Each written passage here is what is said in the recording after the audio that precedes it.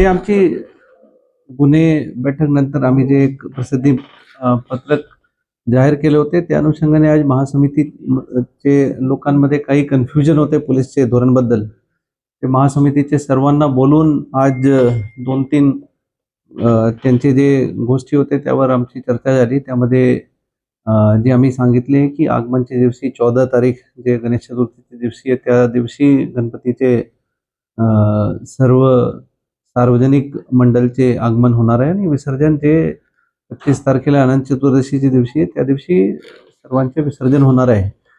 असे काही ठराविक गणपती मंडळ आहे ज्यांचे पूर्वीपासून पारंपरिक रीतीने काही वर्षापासून आगमन मोठे मंडळ आहे, ज्यांचे आगमन ॲक्च्युअल आगमनचे पूर्वी होत आहे.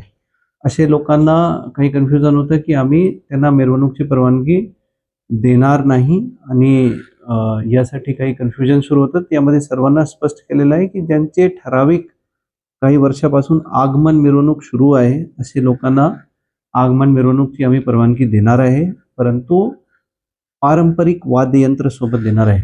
आणखी एक कन्फ्युजन होतं की कोणतेही प्रकारचे पारंपरिक वाद्ययंत्र या साऊंड सिस्टमला पाबंदी पोलिसांनी घालण्यात आलं आहे. तर त्याबद्दल पण क्लॅरिफाय केलेलं आहे की पारंपरिक वाद्ययंत्रावर कोणत्याही प्रकारची आम्ही पाबंदी केलेला नाही आहे. साऊंड सिस्टम जे 14 आणि 25 तारखेला आगमन आणि विसर्जनची मिरवणूक होणार आहे, त्यामध्ये साऊंड सिस्टमला पण आम्ही परवानगी देणार आहे, परंतु त्यामध्ये फक्त 2 बेस आणि 2 टॉपला परवानगी देणार आहे. आणि जे सुप्रीम कोर्टचे जे गाईडलाईन्स आहे नॉईज पोल्युशनबद्दल, त्यांची चौकटीत राहून गणपती उत्सव साजरा करतील सर्व मंडळ, याच्यासाठी महासमितीला यांच्याबद्दल पण आम्ही सूचना देण्यात आलेल्या आहे.